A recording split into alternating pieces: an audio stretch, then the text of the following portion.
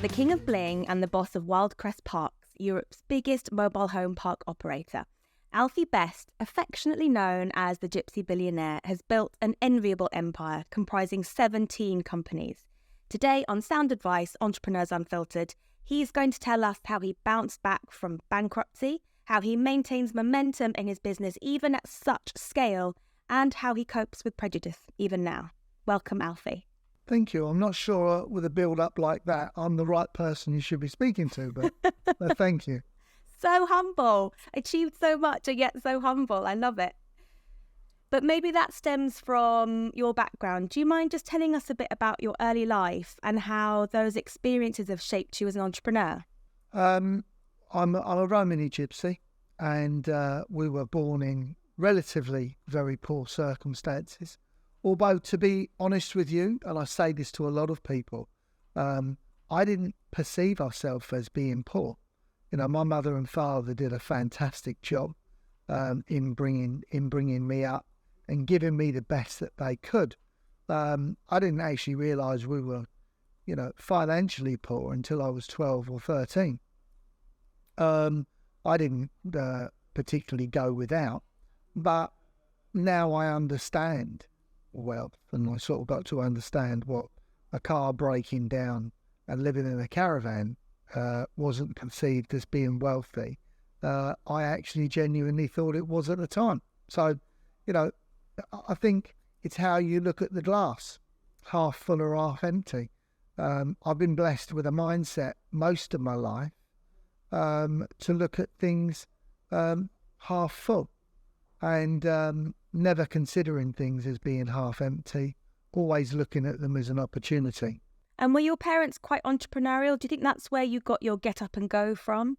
I think, to be fair with you, all gypsies and travellers are entrepreneurial spirits, because we are the original immigrants that came into different parts of the world with zero, no education, no background, historical movements to feed upon your family. It was just pretty well survive in the best way that you could. I think so. Yes, my mother and father had an entrepreneurial spirit, but I think actually most immigrants, if I can use that phrase, across the world have. I think that's why America has such an entrepreneurial spirit, because it's actually made up of a world and a country of immigrants. And that point about starting with nothing and no education, that's really poignant, because I've heard you say, I'm not the smartest guy, I'm not the one with the best ideas, but I am the one that works the hardest. So tell me about that work ethic and how you maintain that level of performance throughout your life, giving it these 15-hour days. Well, I worked very, very hard, and then I won the lottery. So it was pretty... I'm only joking. Work ethic is a habit, nothing more. It's a good habit. And for instance, if you don't brush your teeth every day, that leads to problems. Bad breath, rotten teeth, even to the point where people actually don't want you around them because your breath smells bad, just by not brushing your teeth. So creating good habits in your life actually create good outcomes. Bad habits will create bad outcomes. It's as simple as that. So for me, when you use the phrase, and I think you just said, long, grueling 15-hour days, I'm having a ball. I'm having fun. I'm a Premier League football player, a world champion boxer, going out there and actually winning a world title every day. I'm having a ball at what I'm doing. With the good grace of God, I can continue and work hard every day. But it's not hard work when you love it. A lot of people use the conception that find what you love and you'll never work a day in your life. Well, that is true. But to get to what you do, to what you love, sometimes you have to do what you don't love to get to the point of the job what you do love. So don't constantly look. When I first started, everything within my life was about financial gain. It took me until I was 28 years old that I felt that I was financially comfortable. And I then found a role within an industry that I felt that I could leave a legacy, that I could change people's lives. Before that, it was about changing my life. When you're in an aircraft and the announcement comes across, they don't say, oh, we've got a problem, put the mask on everybody else first. They say, save yourself first before you save anybody else. Put the mask on you. Put the air mask on yourself first. Why? Because you can help no one unless you save yourself first. So my whole goal was purely financial gain from the age of 10 right the way up until say I was 30. But when I was 28, I felt that I'd earned enough money. I'd made what I considered to be all the money in the world at the time, which was £5 million. And that gave me enough money to give me choice of freedom. And I then entered into the industry that we're in now, which is retirement mobile home parks. And we're genuinely changing people's lives. We can sell somebody a new park home for 50% less than a like-for-like bricks and mortar bungalow, with no stamp duty, no land registry fee, Band A council tax, 28% cheaper electricity, and the home itself cost at least 50% less or more. So are we changing people's lives? You bet we are. Now, do we please everybody? No. I'm looking to please the majority, because if I'm getting it right for the majority, then I'm getting it right all the way through. So I love what I do, and I'm blessed enough to have found the industry. And why is that industry for me soul gratification? Is because I'm a gypsy. I was born in a caravan. Who better to buy a caravan from or a mobile home than somebody that's lived, breathed, and ate it and loves it? That's how I look at it. Come to the expert. Because when I buy something, I go to the expert. So, but to get to that point came with challenges, came with problems, came with issues. I was 20 years old and I had a van centre, lived in a £500,000 house. I'd done really well. And, people were banding phrases around that I was a whiz kid. So this non-educated gypsy that couldn't hardly read and write was being banded with the name whiz kid. I love these titles people give you. And they seem to stem from, normally the media or something like that, because they like to label everything from business to politics to wealth to anything at all. But I had a rude awakening, and I had a murmur at 20. The 1990 recession really bit into me. Was it the recession's fault that I virtually lost everything? No, it was mine. I didn't see what was coming. I wasn't seasoned enough. And worst of all, I believed my own hype. I believed that I was gifted in what I did. I wasn't gifted. I was hardworking. Don't confuse the two. Gifted and talented people are fantastic, and it's unbelievable to be born with a gift. My gift was different. My gift was, luckily, I've channeled my addiction into hard work.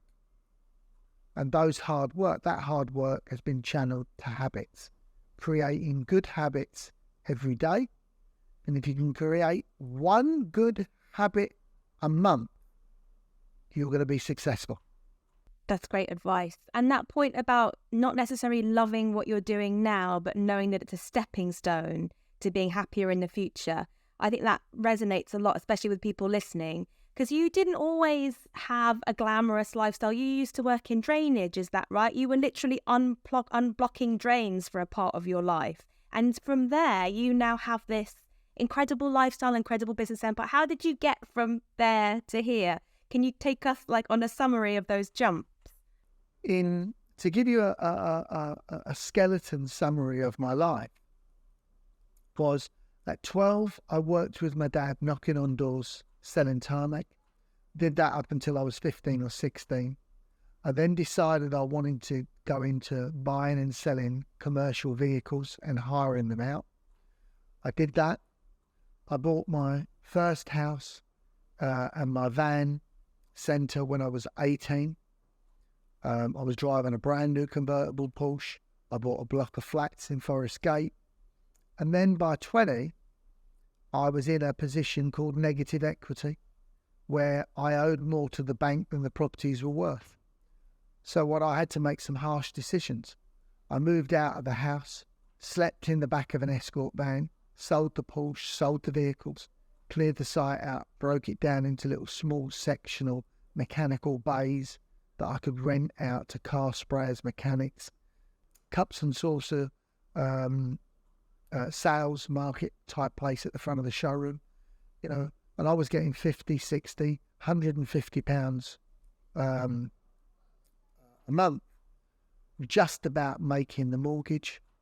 I rented the house out and moved out of the house. So I did what it took.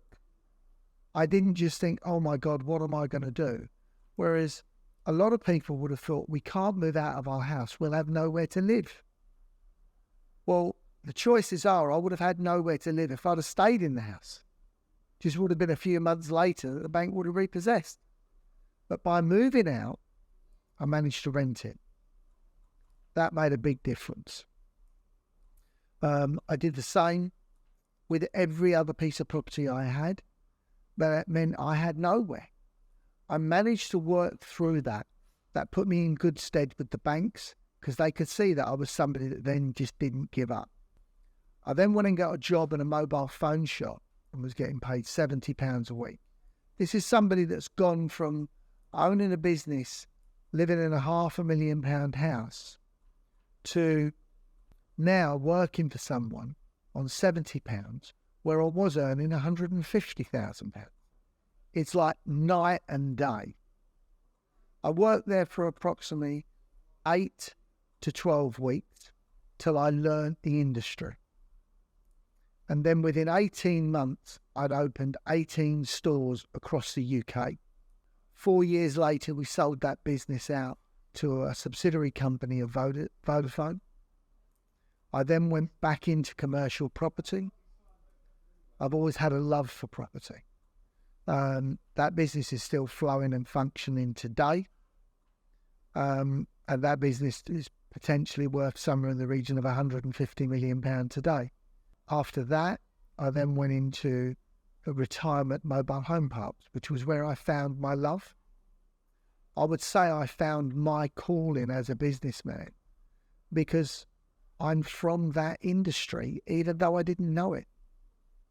Now we have 119 parks across the UK, 16,000 residents throughout the UK, companies worth well in excess of £1.2 billion. We own and operate several other businesses. We have the third largest motorhome hire company in the UK, which is called Varun Motorhome Hire. We have another company which is called Wyldecrest Events, and basically we look to our residents to service their needs of when they want to go to events.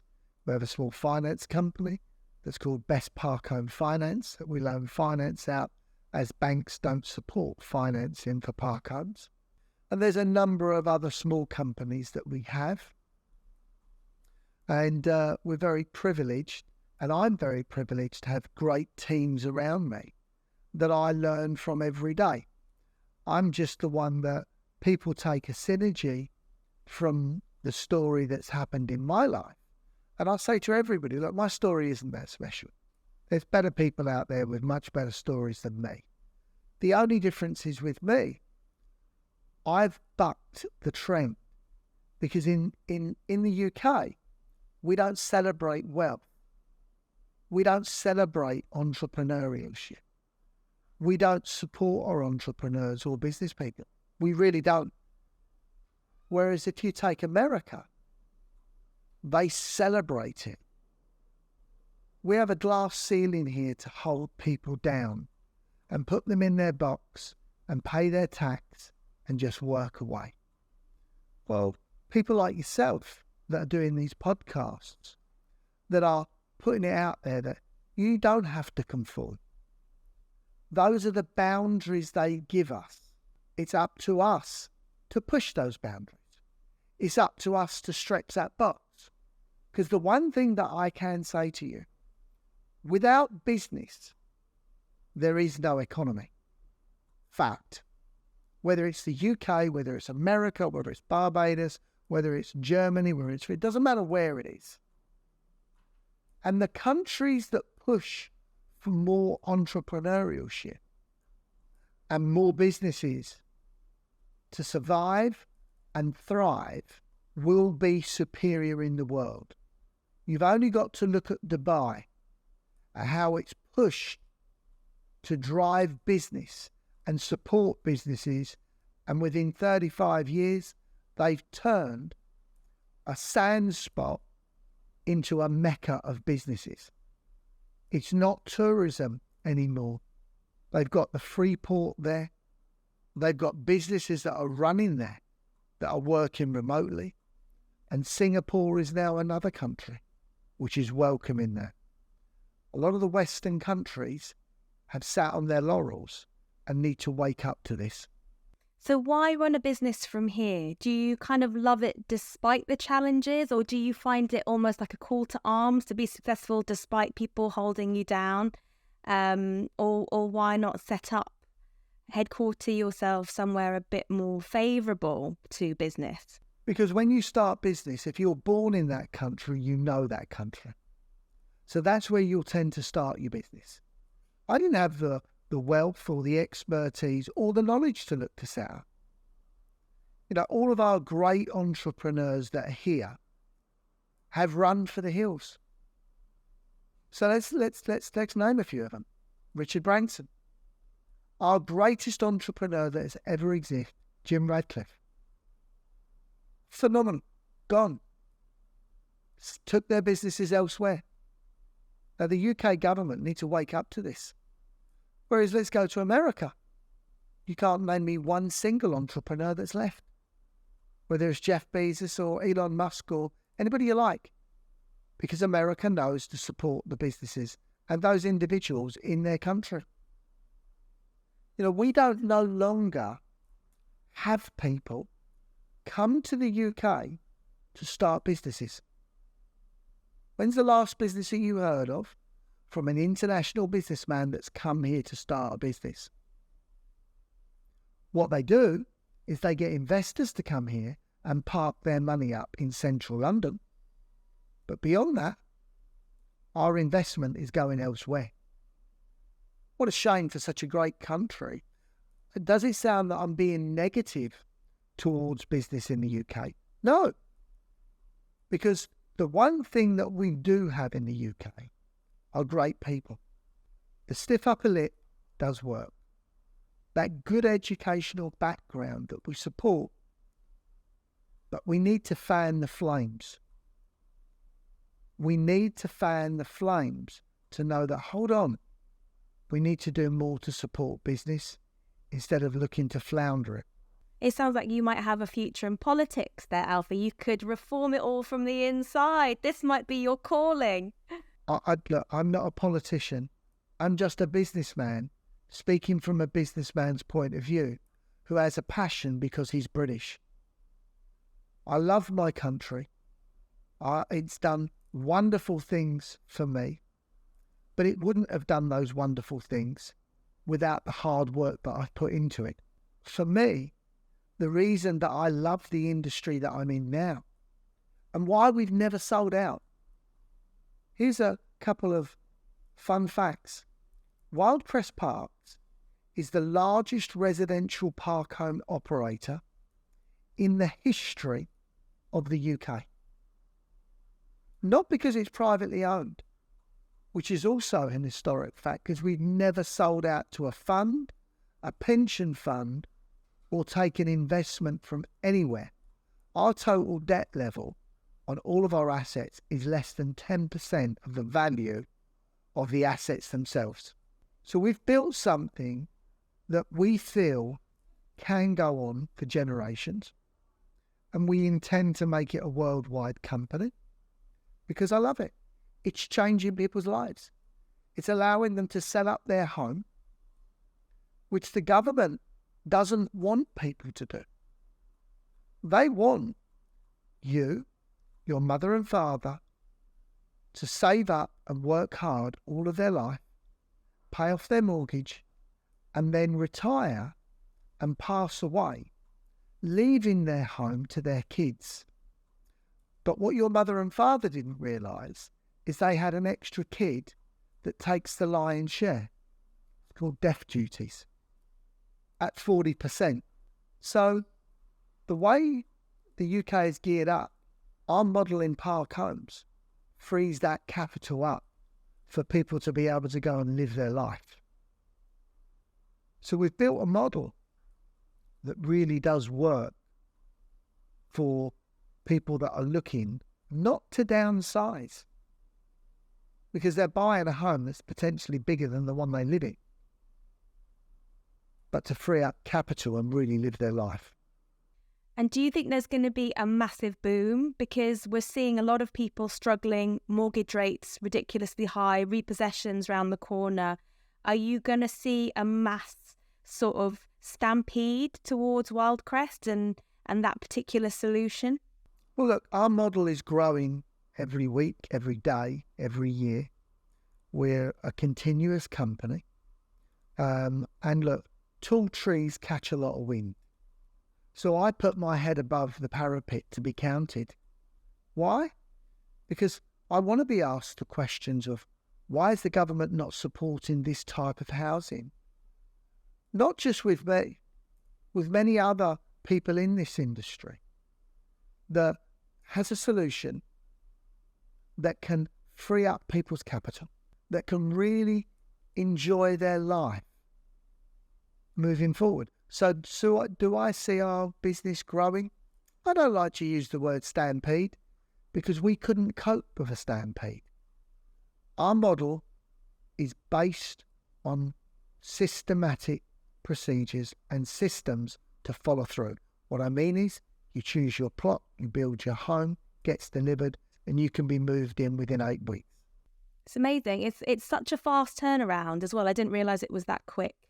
And what I love listening to you, Alfie, is it's quite clear that every time you've come across a difficult point in your life or a challenge in business, you've really learned from it. So when you talked about being in negative equity in your 20s and now only having 10% debt against your assets, that you can see that you've learnt that lesson, and it's now this golden thread throughout your career. But do you think that's also what I've heard you said, that I've heard you say that you still work every day as though you are bankrupt? Do you think that sometimes the lessons we learn leave too big a mark? Because I just can't imagine if I was as successful as you that I'd be getting up at like 5 a.m. to start work. Think of it this way. Business is like a relationship. If you were in a bad relationship before, you learn from it. If you were in a great relationship before, you would learn from it. And business is exactly the same as a relationship with your company. And it's the deepest cuts and the deepest scars that carve out the chunks of us as we're going through life. And it's those scars that can turn us into a masterpiece or a misshapen, bitter, twisted piece of wood. The choice is yours. Mine, I believe, I'm still in the carving. Am I scarred by some of the things that have happened to me? Of course. Do they stop me from doing certain things? Of course. I'm not a risk taker. I take challenges, not risks. There's a difference. I don't go into the casino and throw it all on black or all on red. All of my decisions are calculated. Are they risky? I have too many residents to put the business at risk. I have a duty of care to those residents. Now, I love every single one of our residents that have chosen to live on a Wyldecrest Park. Do they all love me? No. But then again, I don't love everybody either. I love most people all the time. What I can tell you is all of our residents we do love. Good, bad and indifferent. It's my job, and it is now my legacy in life, to build housing that's affordable. There's a difference when you buy a park home. When you buy a park home, it's not like buying a house from an estate agent. Once the estate agent has sold you a home, he waves goodbye into the sunset. Once you buy a park home from Wyldecrest, we're your partner. We own the park, you own the home. It's a joint enterprise working together. And you made this point about legacy, and I'm fascinated to know how you feel this legacy will continue into the future, and whether you have succession plans in place, whether your kids are involved in the business, like what happens in 20, 30 years' time? My son is his own man and runs his own business. He has 2 mobile home parks, and he also runs an international watch brokerage. So I'm very proud of him. My daughter, I'm equally as proud of. She works within the business, and she's worked in many different roles within the business from the bottom, and she's still not at the top seat. She's now an area sales manager. And of course, I would love my family to be involved, but the structure that we have in place is not family orientated. It is succession orientated. So the best person for the job will succeed. Will my family be the shareholders within it? A trust will be the shareholder of the business, and they will be the beneficiaries of that trust. The better the business does, the more they'll be able to benefit from it. Why do I want to set it like that?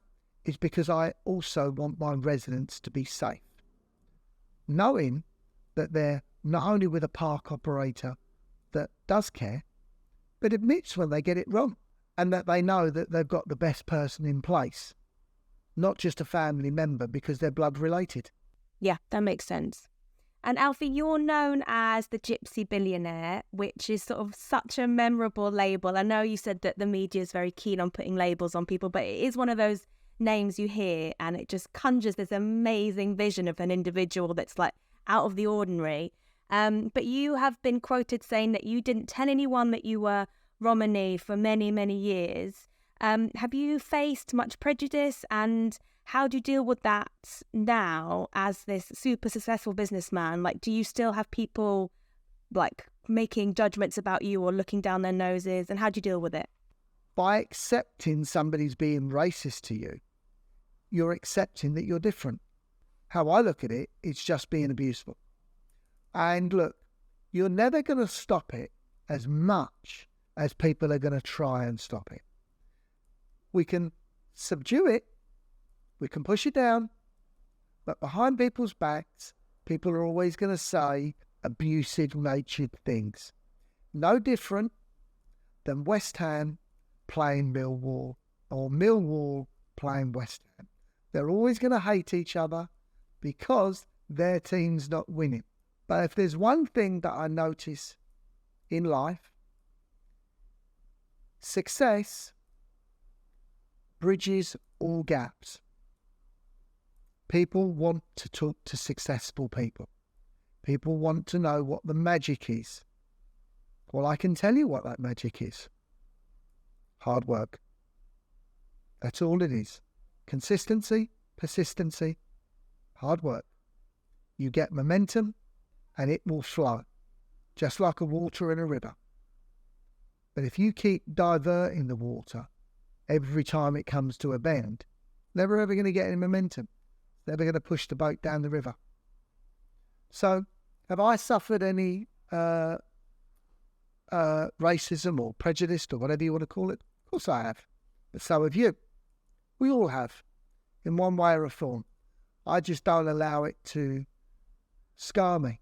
I've had people to my face tell me about the lying, thieving gypsies, and come on, being a gypsy comes with a stereotype. It's not a very good stereotype.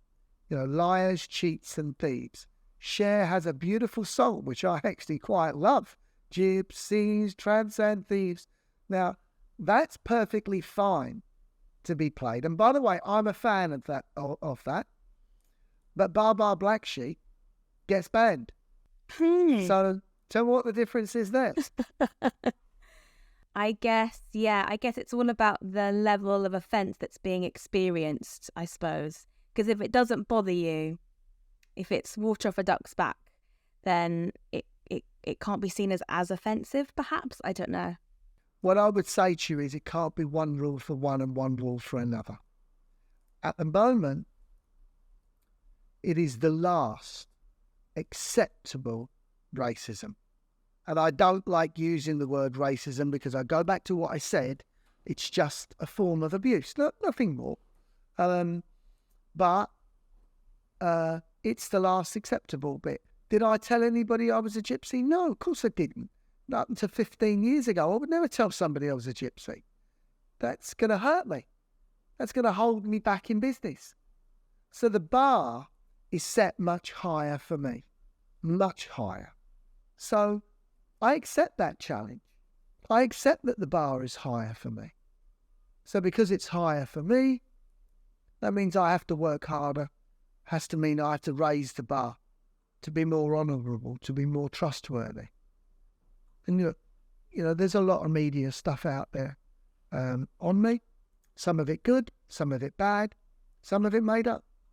But that's the world we live in. And your point about hard work being the key to being successful, and you said that's the one thing you should do, it's just hard work. Do you feel like you've made lots of sacrifices, maybe personal sacrifices, to achieve that level of persistence, determination, and put in those hours? Do you feel like looking back on your life, you've had to give anything up to do that? I have sacrificed everything. I have sacrificed my family, my children. They came second. Have I been a good father? No. Have I been a good partner, good husband? No. What I've been is a good provider. And unfortunately, yes, it comes with sacrifices. Missing events that you would never miss. But yes, it comes with sacrifices. And that's the cross that I have to bear. Do I regret it? No. Why? They were my choices. They were my choices to make. I made the choices that I felt were right. But if there's one thing that I am trying to do now, is I come from a poor family. I'm hoping to leave a legacy where my children don't come from a poor family. And at least they can then go on with the loaded guns to win the next battle. That's interesting. Do you think that speaking for your kids, do you think they would rather have more money in the bank or more time with you? I think they'd rather have more money in the bank. That's fair. But the honest truth is, listen, and I'm being very, very honest with you. I'm very lucky because my children have made it on their own. That I'm blessed with.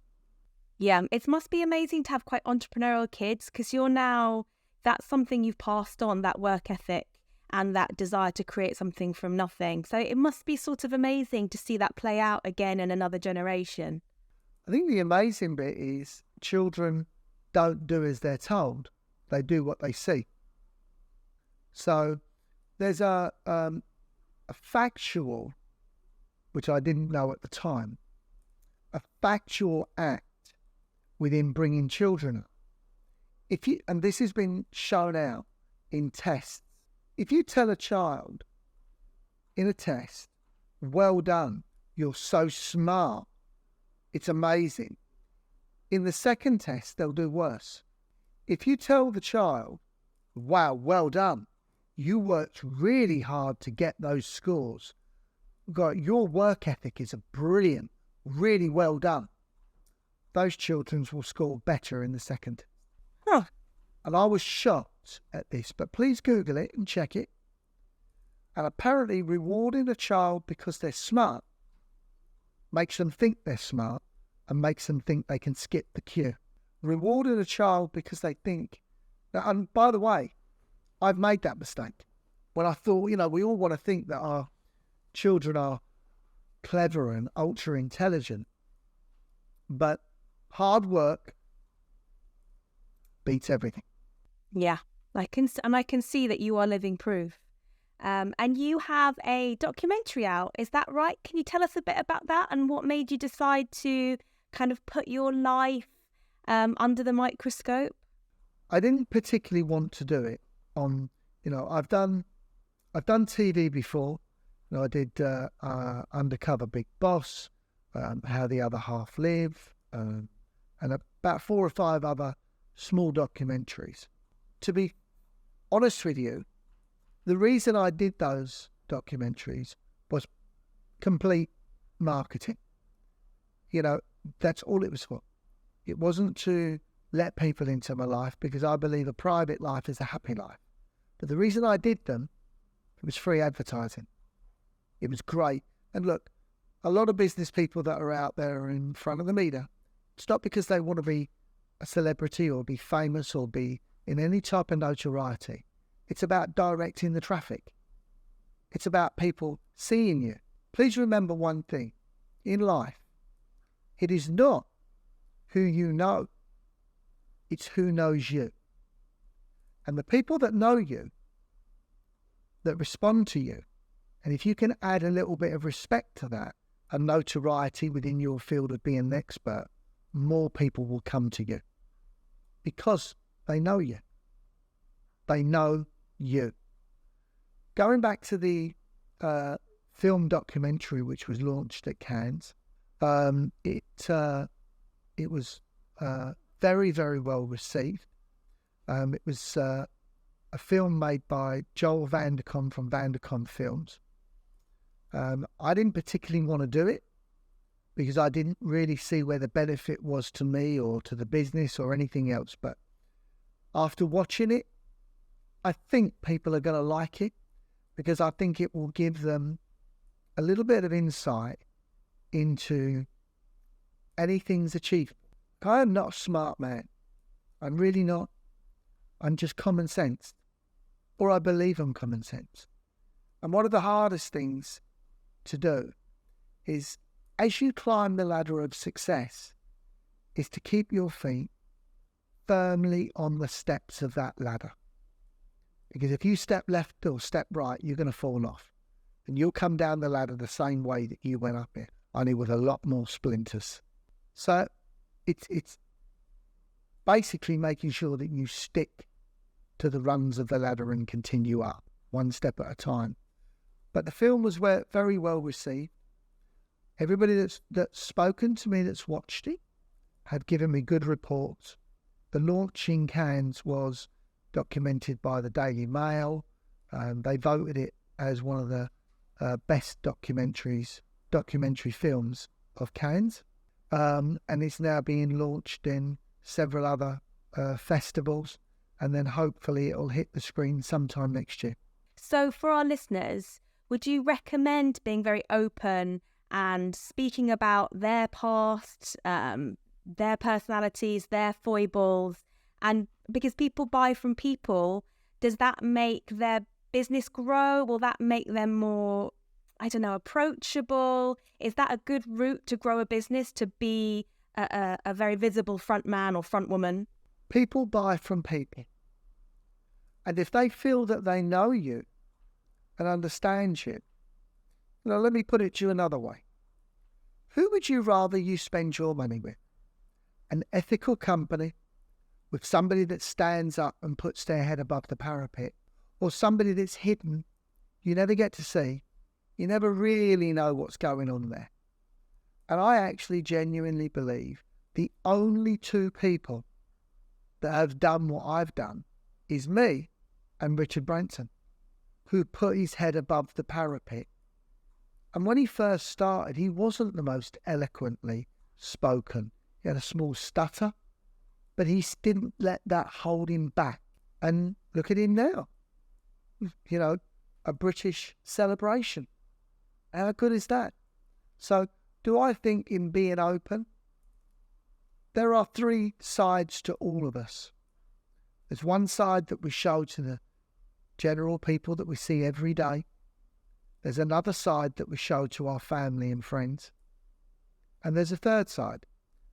And that side you show to nobody, and it's only ever seen yourself when you're in a closed room and you're thinking away. There are three sides to us. I don't agree in showing all sides to all people. Sometimes we need to keep a little bit back for ourselves. But I do believe in being with people. I do believe in taking on board their views. Doesn't mean to say you've got to make them right. But we were blessed with 2 ears and a mouth. We should try to use them in that order if we can. Great advice, Alfie. Thank you so much for coming on the show and giving us a little glimpse into one of your sides. I feel like we know you a little bit better now. We really appreciate you making the time. The pleasure is mine, and it's an honour. So thank you very much. Huge thanks to Alfie. You can follow him on Instagram at Alfie_best_SNR. Look out for The Gypsy Billionaire, his documentary all about his life. And we will see you again next week for more sound advice.